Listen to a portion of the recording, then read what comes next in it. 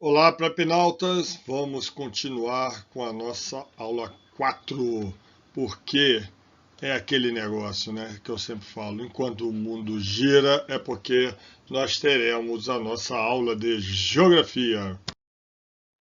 E aí nós continuaremos falando sobre o processo de industrialização, só que agora nós iremos falar sobre um pouco de indústria, um pouco dos fatores locacionais que levam as indústrias a montarem seus processos produtivos. Vamos falar sobre desconcentração espacial, o que é isso, e um pouco de desindustrialização, multinacionais, transnacionais, situações econômicas. Tudo isso é importante, são coisas conceituais que vão te ajudar a realizar uma prova da SpaceX e a prova da ESA. Você tem que saber porque você vai ter que colocar isso num período de tempo, que é o mais importante, é você não decorar. Mas qual o período de tempo? E no final vamos fazer alguns exercícios que estão até na apostila. E aí eu já separo o que a gente observa aqui nesse mapa, né? As regiões industriais. Boa parte aqui está na Europa, certo? Então, uma concentração muito grande na Europa, nos Estados Unidos, né? A gente pega aqui a Rússia e parte aqui, né, dos estados que faziam parte da União Soviética. Temos também a China com seu polo industrial muito grande e a Índia, né? No Brasil fica basicamente as suas regiões industriais concentradas na região sudeste, isso é importante, e Buenos Aires e Santiago. Vocês verificam que na América do Sul, né, poucos países estão assim com grandes centros industriais já fundamentados. Eu esqueci aqui o Japão, né? E aqui os tigres asiáticos. Tipo de indústria. Isso é interessante a gente saber, tá?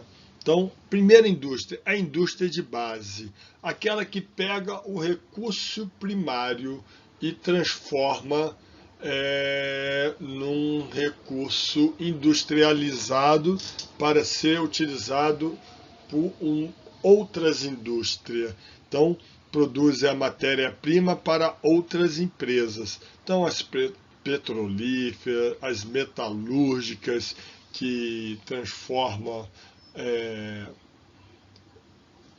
condições para fazer o aço, né, junto com as siderúrgicas, e aí refinarias, né, indústria de base, essas indústrias mais pesadas que utilizam a matéria-prima, encaminham para as indústrias intermediárias, né, que pega lá o aço e transforma em motor, que transforma em autopeças e transforma aço para ser utilizado em pontes e numa série de outras atividades. Pega o petróleo e transforma em plástico, transforma em outros tipos de derivados, né, para que possa ser utilizada nas indústrias de bem de consumo. Essa aqui, a indústria de bem de consumo, é o que vai produzir o produto que vai ser consumido pela sociedade, alimentos, bebida, móveis, eletrônicos, né? Porque passa por um processo. Então, a indústria de base, a indústria intermediária e a indústria de bens de consumo, que basicamente é a última etapa antes que chegue ao consumidor.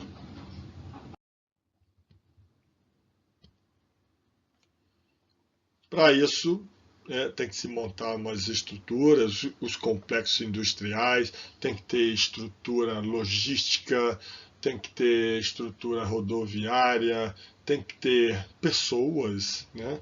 Tem que ter cidades próximas para ter pessoas que trabalhem. Então, tudo isso é pensado. A indústria ela tem um impacto muito grande, né, principalmente no produto interno bruto de cada país, tanto desenvolvido como em desenvolvimento.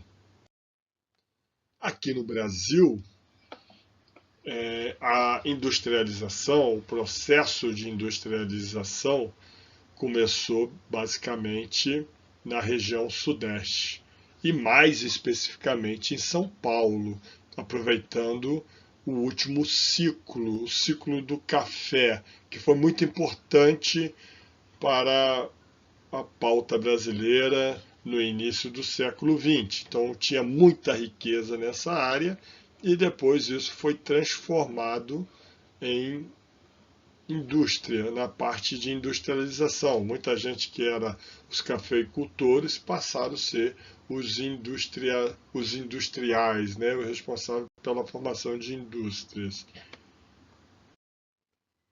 Mas temos outros lugares também importantes, né? Zona Franca de Manaus, né? Já num processo na década de 70 para criar, desenvolver outras regiões, né? O polo industrial do Rio de Janeiro, o centro metalúrgico e siderúrgico da grande BH, o distrito industrial do Rio Grande do Sul.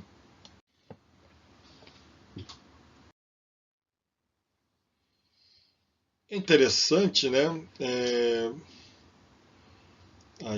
Eu trouxe aqui algumas reportagens. E aí tem aqui, Claranet compra Mandic, planeja mais aquisições após receber. Essa questão do processo de industrialização, né, são empresas que querem aumentar seu portfólio, sua questão de ação industrial, e elas vão comprando outras empresas, né, vão aumentando a sua produtividade, vão aumentando o seu espectro de atuação. Tá? Então, tem algumas atividades econômicas que a gente vai ver que faz parte disso aqui, né? Como a Lenovo, né? Que é chinesa, já foi inglesa, compra a Motorola, que é uma grande fabricante celular, né? A Lenovo é uma grande empresa de laptops, né? De computadores, aumentando a sua atuação, né? Na parte tecnológica, mas de uma área específica. Né? Então, assim, estou aqui com uma foto de uma empresa, né, a Boeing, construção de avião. E aí, pessoal, é interessante o seguinte: boa parte do avião da Boeing não é construído na empresa da Boeing, né? É feito fora, né? A Boeing fica lá em Seattle. Então, as asas são feitas no país, a parte aqui da fuselagem é feita em outro, as poltronas é feito em outro país. Né? Eles concentram basicamente a parte de tecnologia dentro da empresa. Tá? Então, isso o pessoal está chamando agora de desconcentração espacial. As empresas estão buscando sempre otimizar o seu custo. É mais barato fazer parte do avião fora do que na própria empresa sede, como era feito, né, na década de 20, início do século 20, década de 20, 30, com o Fordismo, com o Toyotismo, como o Volvismo. Né? Aplica-se as técnicas, né? As técnicas, esses modelos produtivos não deixaram de existir, mas em outros locais. E por que isso aí? Aí agora nós iremos ver. São os fatores locacionais. Né? É mais barato montar o avião por partes e em outros lugares do que deixar tudo para a empresa montar no mesmo local. Né? Teoria da localização industrial. Né? A melhor localização é o que possibilita maior rentabilidade. Então, sempre buscando o quê? Diminuir o custo e aumentar o lucro. Tá? Então sai a economia de aglomeração, que é a economia de aglomeração? É você fazer tudo na empresa, é você criar um complexo industrial para te apoiar na produção do seu produto. Então agora a gente tem a desconcentração, tá? Que aí é afastado das aglomerações tradicionais, áreas mais vantajosas, mão de obra mais barata. Pô, vou montar lá no Brasil, porque a mão de obra lá é mais barata. Isenção de imposto, vou montar uma empresa no seu estado, só que eu preciso não pagar ICMS, não pagar uma série IPTU, e aí eu vou gerar emprego. Aí é aceito. Fraca organização sindical, legislação ambiental mais amena, às vezes nos Estados Unidos, nos países mais desenvolvidos, para montar uma empresa de grande porte, você tem que aceitar ou fazer dentro dos padrões ambientais. Em países com fraca legislação, você não precisa gastar tanto. Então, e outras coisas também, né? Então, aqui, Ford fecha as fábricas e marca o fim de uma história no século no Brasil. Né? Foi para a Argentina. Não quer dizer porque ele estava preocupado com o Brasil ou com a Argentina, porque ficou mais barato montar um centro lá na Argentina, em função de impostos, em função, de repente, do sindicato cobrar mais da empresa, né, para dar melhores condições para o trabalhador, e isso acaba aumentando, né, os custos, né, e ela faz a sua transferência. A empresa faz a transferência, faz as mudanças, os trabalhadores não. E temos aqui os tecnopolos, né? O que são tecnopolos? São locais onde se pensa em tecnologia, né? De várias áreas e setores. Aí, mais uma vez, a gente vê que a grande maioria está concentrado no hemisfério norte, tanto na América, né, nos Estados Unidos, como na Europa. Temos alguns polos aqui na China, né, e aqui nos tigres asiáticos, principalmente Coreia, né, e um na Índia. No Brasil, fica concentrado aí na área de São José dos Campos, temos Campinas também, que pode ser considerado um polo tecnopolo, né, com a Unicamp.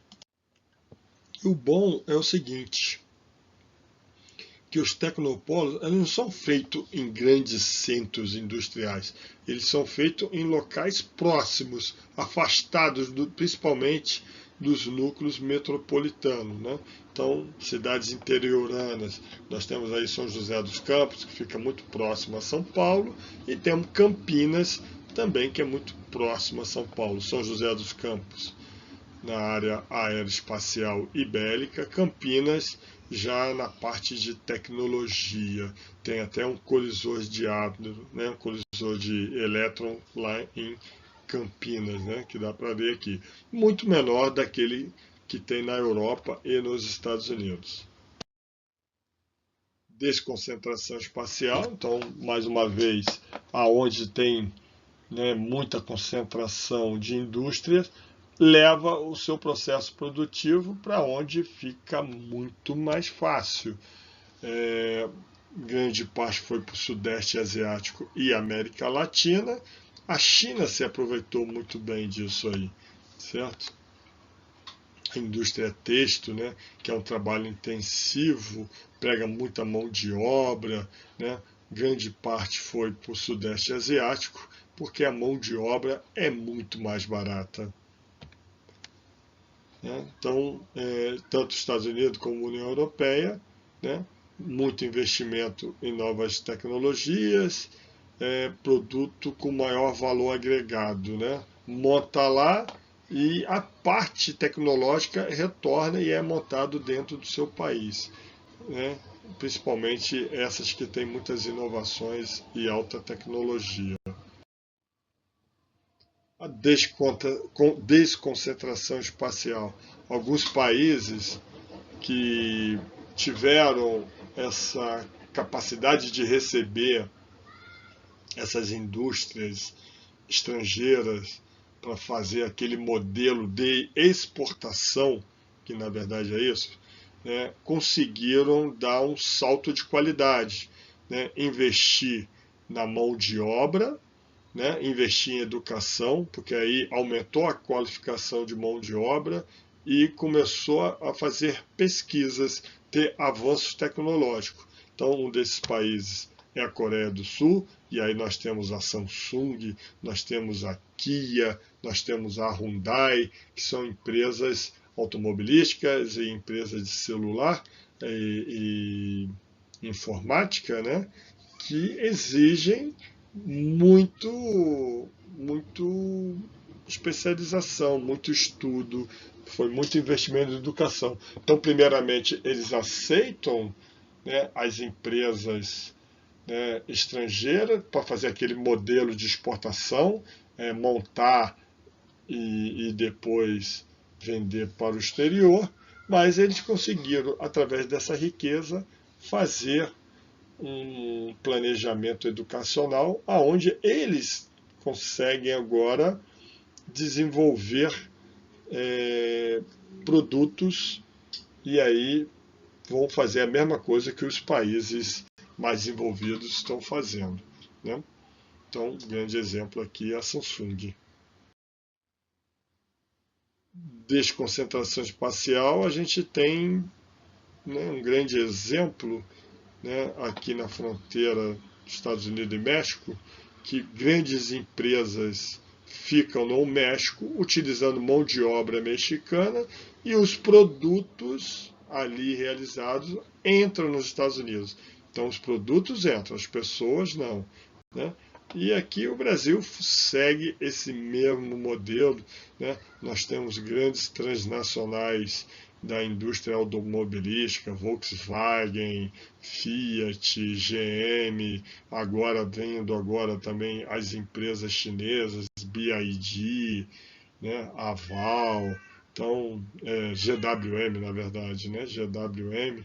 Então monta-se aqui, mas a gente não detém a tecnologia, mas monta aqui aproveitando todos aqueles trabalhos dos fatores locacionais. Né? A gente ainda consegue, a gente faz, né, os países periféricos, né, exportam mais as commodities, né, os produtos agrícolas que têm baixo valor agregado. A gente manda os produtos primários e recebe os produtos tecnológicos. Então, mostra aqui um pouco da desconcentração industrial. Dentro dessa ideia tem as indústrias de alta tecnologias, que elas sempre se colocam em locais, né? São os tecnopolos fora das grandes metrópoles. Os Estados Unidos, né, essa parte aqui, é principalmente a parte da indústria de base, aqui a indústria aeroespacial, tanto aqui como aqui na Flórida, aqui a indústria de grandes tecnologias, e aqui é onde fica a indústria aeronáutica, principalmente a Boeing, lá nos Estados Unidos. E aqui as indústrias, né, essa parte aqui de alta tecnologia, né, fica Google, Yahoo, Asus, Intel, empresas de grande, Nvidia, né, que controla grande parte dos chips do mundo, né, elas que ficam concentradas numa área específica lá nos Estados Unidos. E aí tem a desconcentração, pessoal, e tem a desindustrialização. E a desindustrialização, ela se utiliza da desconcentração. Existe uma desindustrialização para os países desenvolvidos e tem uma desindustrialização para os países não desenvolvidos ou em desenvolvimento. É diferente, tá? A desindustrialização é marcada pela redução da atividade industrial, tá, em determinado país ou região. Tá? Então, Isso ocorre quando a economia local volta-se para as atividades agropecuárias, tá? Ou setor de serviços. São diferentes. Para os países envolvidos, a desindustrialização ela se desloca para os serviços, principalmente de alta tecnologia. Então, aquela parte da industrialização vai para outro local, dependendo dos fatores locacionais. O país desenvolvido, ele não sente a desindustrialização, porque, primeiro, ele não perde o controle da parte da indústria, eles só transferem a produção, mas tudo, a parte final fica com ele. E aí ele faz uma transformação na sua sociedade. A sua sociedade passa a ser, principalmente a parte do trabalhador, sendo utilizado na parte de serviços de alta tecnologia, certo? Em startups, esse tipo de coisa. Então a sociedade, o país, não sente tanto. Agora, no país em desenvolvimento, a desindustrialização é complicado. Traz limitações econômicas, porque você deixa de fazer um produto industrial que tem um valor agregado maior para se voltar para uma atividade agropecuária que tem um valor agregado menor, certo? E a gente perde nem aquele desenvolvimento de baixa tecnologia, a gente acaba não fazendo, e isso traz grandes problemas para a nossa atividade industrial. E aí, vou falar aqui rapidamente sobre multinacional e transnacionais. Tá? As multinacionais, uma grande parte delas estão se transformando em transnacionais. Então, as multinacionais reproduzia tecnologias oriundas da sede. Um grande exemplo foi quando o Brasil se industrializou. Então a Volkswagen, a Ford e a GM vieram para cá e produziam seus carros aqui, montavam seus carros, vinham tudo pronto, certo? E montava simplesmente os carros aqui, vendia os carros aqui e boa parte do lucro voltava para sua sede. Tá? As transnacionais, muitas delas agora transferem até o seu modelo produtivo. Então, monta o motor aqui, a gente consegue montar o motor, tem com isso um trabalhador mais especializado que consegue ganhar mais e consegue, né, a sociedade, os trabalhadores aumentar o seu poder aquisitivo. Mas a rentabilidade ainda continua indo boa parte para seus países sede. E eles começam a criar centros de pesquisas, boa parte desses centros de pesquisas no seu país de origem. E aí mandam fazer tudo aquilo que eles conseguem descobrir, as patentes, mandam fazer nos locais onde eles têm indústrias próprias, certo? Então montam lá uma fábrica num lugar onde eles montam os motores, esses motores são levados para todos os lugares do mundo, tem outro local que eles desenvolvem, né, vamos supor, a parte elétrica do carro, e isso eles já mandam pronto para outros países, não especificamente seja dentro do seu país, mas a criação, o pensamento, a patente, a inovação fica a cargo dos países sedes, né? E elas criam suas filiais, né, com especialização específica de acordo com os fatores locacionais. E aí temos, com tudo isso, né, cria-se aí, né, situações econômicas interessantes. O monopólio, né, que elas pode ser a ausência de concorrência, né, e com isso os preços ficam elevados, né? Tem vantagens e desvantagens, né? Mais desvantagens que vantagens, né? No caso aqui, a empresa monopolista pode impor preços que desejar, né? Isso é vantagem para a empresa, pode criar vantagens competitivas, né?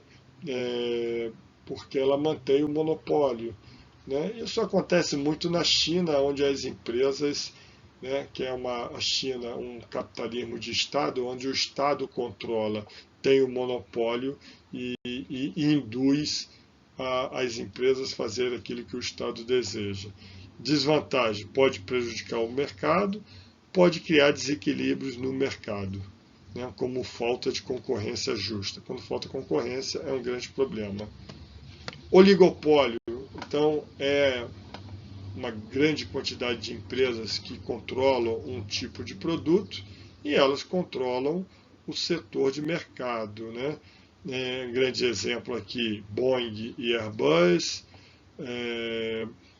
No Brasil temos a P&G, que é uma empresa que controla produtos de limpeza e de higiene.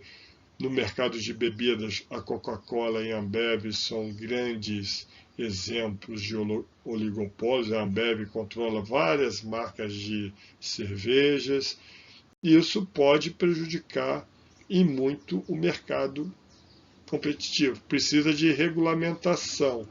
Então, é uma estrutura de mercado onde um pequeno número de empresas detém a maior parte de um setor, né? E isso pode causar grande problema. Então, tem um monopólio, que é uma empresa só controlando uma atividade ou várias, e o oligopólio, que são várias empresas, né? Algumas empresas controlando partes de um setor, certo?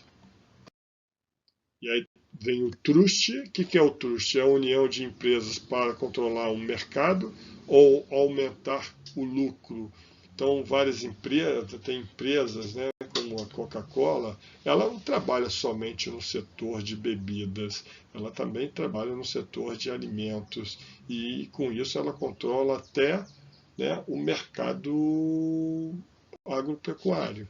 Tá? Então, o trust são empresas que se unem e perdem parte da sua autonomia. Eu até falei lá da Lenovo com a Motorola, né? São empresas que controlam, gostam de controlar outras empresas.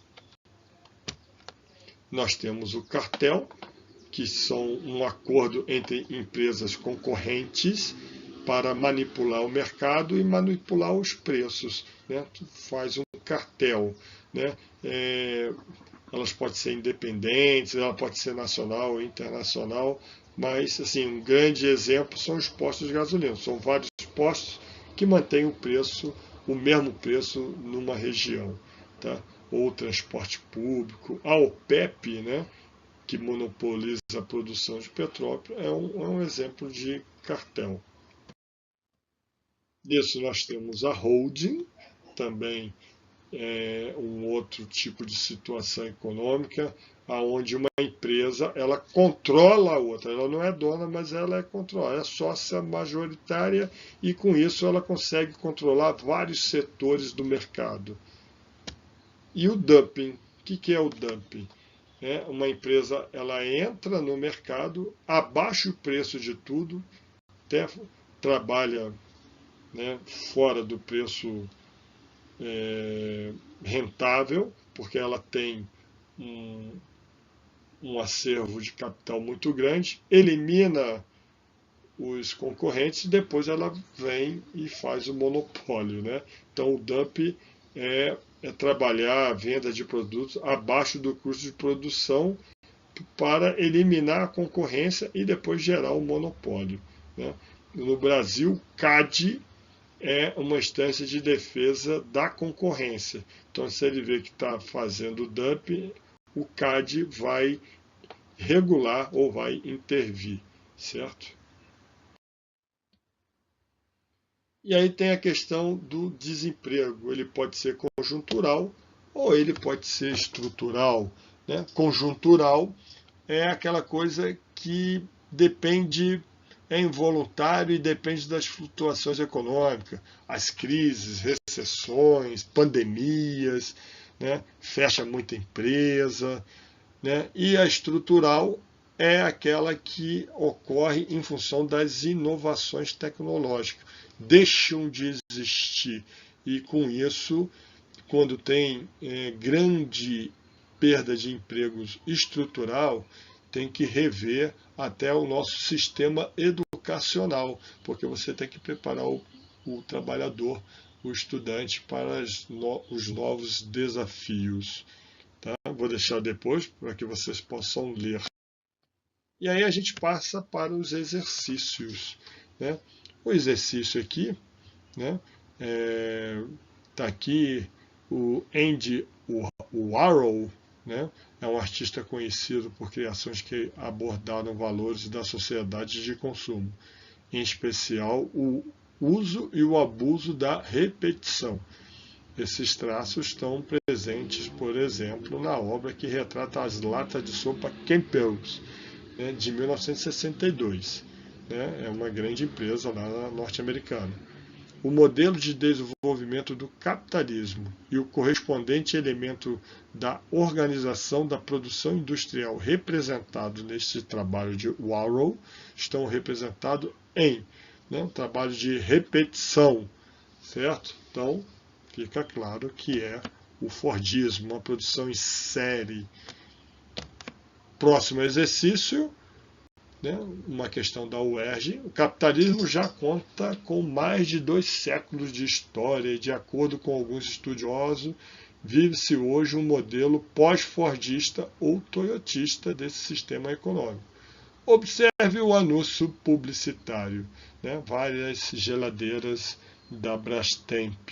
Você pode ter várias geladeiras de várias cores. Uma estratégia própria do capitalismo pós-fordista, quer dizer, pós o Fordismo, presente nesse anúncio né? Então, a gente olha e vê que é uma flexibilização da indústria, permitindo uma produção por demanda. É pós-fordista, é toyotista. Né? A Toyota veio com just in time. Né? E aí sai um pouco daquele modelo fordista que era a padronização, né, do produto. E aí vamos para a próxima questão, uma questão de um veículo que era fabricado aqui no Brasil, o Opala. Então a gente vê vários tipos de Opala, até a sua forma é diferente, as cores são diferentes. Né? Isso fica bem visível, até a poltrona, né, interior vinho preto ou marrom. Né? Na década de 1970, o modelo produtivo predominante no capitalismo brasileiro era o fordista. Contudo, na publicidade veiculada em 1977, é possível identificar a transição para o modelo produtivo subsequente. A partir do anúncio publicitário, esse modelo é caracterizado pela introdução de, né, qual modelo que é esse aqui. Né? Lógico que ele não vai dar a resposta direta para você. Então, é a produção com flexibilidade. Onde que a gente vê a flexibilidade? Nas cores, no tipo de modelo de carro. Né? Onde que tem produção com flexibilidade? No modelo produtivo toyotista. Uma outra questão, também é uma da UERJ. Aí está aqui, meu celular de última geração acaba de chegar.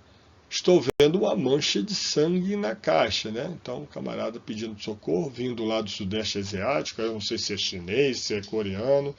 Então, a crítica feita nos quadrinhos se relaciona com uma contradição do capitalismo globalizado, o qual se caracteriza simultaneamente por elitização? Não. Requinte dos sistemas produtivos e declínio dos regimes democráticos? Manipulação dos padrões técnicos e simplificação dos métodos de gestão? Consumo de produtos sofisticados? Exploração da força de trabalho fabril? Tá? Então, a gente vai ficar com a letra D, né? Que temos um consumo e uma exploração da força do trabalhador, né? Porque são os fatores locacionais, né? As indústrias vão buscar a melhor forma de ter o menor custo e maior lucro. Mais uma questão interessante, né? Então, a cabeça e a ilha. O senhor pensou em uma imagem que represente os 50 anos da companhia? Né? Aí tem essa imagem, um peixe comendo o outro. E aí chega lá, é melhor deixar o assunto com o pessoal da publicidade, Carlos. E aí faz lá uma publicidade. A situação apresentada na tirinha remete ao seguinte processo característico de modo de produção capitalista: formação de cartel, fragmentação industrial, massificação do consumo ou concentração empresarial. O que fica mais próximo? Vamos ver? Tá? Então é concentração empresarial, você unir outras empresas através de vários modelos econômicos, situações econômicas, né, que a gente viu, o monopólio, o oligopólio, o trust, o dump, né, para poder concentrar cada vez mais a produção. Agora voltado para o SpaceX, com relação à localização espacial das indústrias, em escala mundial é correto afirmar que o aumento dos custos do transporte tem reduzido a mobilidade das indústrias, provocando nova concentração em países periféricos. Muito pelo contrário, os transportes, né, têm diminuído seus custos e aumentado a mobilidade. Então, não é a No final do século XX, acentuou-se o processo de desconcentração industrial, apoiado em grande parte na evolução dos transportes e das comunicações. Isso é verdadeiro. Vamos ver se a resposta é B. A resposta é B. Por que a C está errada? Há um processo de desconcentração em escala global, e ele se dá predominantemente através da migração de indústria de países pobres em direção aos países mais ricos. Não, é o contrário. Dos países ricos para os países mais pobres. Tá? Então, assim, está errado por causa disso. O aumento dos custos de transferência ao longo do século XX impediu que houvesse uma desconcentração espacial das indústrias. Muito pelo contrário, o aumento dos custos de transferência, né, foram vantajosos e houve uma desconcentração muito grande no século XX. Letra E. Nas últimas décadas, os novos padrões locacionais apontam para o surgimento de novos polos industriais, principalmente junto às aglomerações e áreas industriais tradicionais. Não, áreas industriais tradicionais, você entende que são os países envolvidos. Eles estão saindo de lá, buscando os países mais emergentes para diminuir o seu custo e aumentar o seu lucro. Outra questão da SpaceX, né, com relação aos fluxos de capital internacional, podemos afirmar que os investimentos aplicados na instalação de fábricas ou na mineração, por exemplo, são denominados investimentos ou capital especulativo volátil de curto prazo, produtivo e financeiro. Então, instalação de fábrica e mineração é produção, né? Então, produtivo. Tá? Vocês vejam como vocês têm que saber o conceito. Outra questão, agora já nível combate. Recentemente, uma empresa de informática, né, de software e hardware de um país desenvolvido, contratou um geógrafo para definir uma localização estratégica de sua nova unidade de produção, fundamentando-se no seu modelo de produção e em fatores locacionais básicos. Levando-se em conta o ramo empresarial e o contexto espaço-temporal em que está inserida, pode-se afirmar que a alternativa que menciona o modelo de produção adotado e os dois fatores locacionais coerentes com o modelo é. Então, camarada, quando a gente fala de empresa de informática, a gente está falando de uma empresa de alta tecnologia e ele quer desconcentrar, fazer a desconcentração do seu produto. Isso não quer dizer que ele vai dar a patente para o local, mas ele vai produzir mais barato, né? Então vamos ver aqui, o A, modelo de produção fordista, né? Em massa, em série. Fator locacional número 1, proximidade ao centro de pesquisa e desenvolvimento. E o fator locacional 2, terreno no núcleo metropolitano. Então, assim, uma empresa de informática, ela dificilmente vai ter um modelo de produção fordista, onde o trabalhador vai fazer uma única coisa. Ou é toyotista ou é volvismo, né? Então já começa por aí. E como é de alta tecnologia, tudo bem, ter uma proximidade aos centros de pesquisa, ok, e terreno no núcleo metropolitano. Não necessariamente, mas o que mais pega é o modelo fordista. Vamos ver, modelo de produção pós-fordista. Ele não falou qual é, pode ser toyotista ou volvista. Fator locacional 1, mão de obra altamente qualificada. Ok, a gente está falando de informática. Fator locacional número 2, proximidade das áreas carboníferas para fornecimento de energia.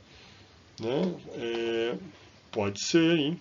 Vamos deixar a letra B em stand-by. Modelo de produção fordista, né? Aí já morreu, a gente nem vai prosseguir, porque não é. Tá? Letra D de dado, modelo de produção pós-fordista. Fator locacional 1, proximidade de centro de pesquisa, ok. Locacional 2, redes de fibra ótica, O, B e a D, hein? E a letra E, modelo de produção fordista. Então, já mata aqui. Então, é pós-fordista. Agora,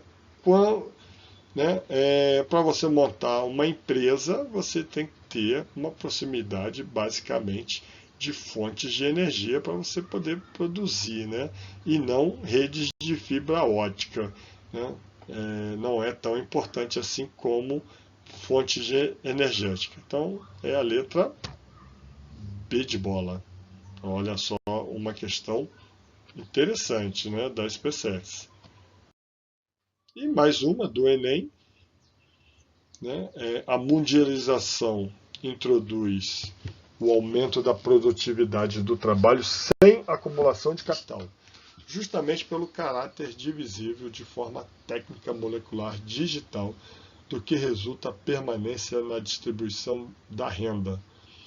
Exemplificando mais uma vez, os vendedores de refrigerantes às portas dos estados viram sua produtividade aumentada graças ao just-in-time dos fabricantes e distribuidores de bebidas. Mas para realizar o valor de tais mercadorias, a forma de trabalho dos vendedores é a mais primitiva. Combinam-se, pois, a acumulação molecular digital com o puro uso da força de trabalho. Os aspectos destacados no texto afetam diretamente questões como emprego e renda, sendo possível explicar essas transformações pelo ou pela. Né? O que a gente pode... Crise bancária? Não. Inovação toyotista e regularização do trabalho formal. Olha aí, interessante, hein?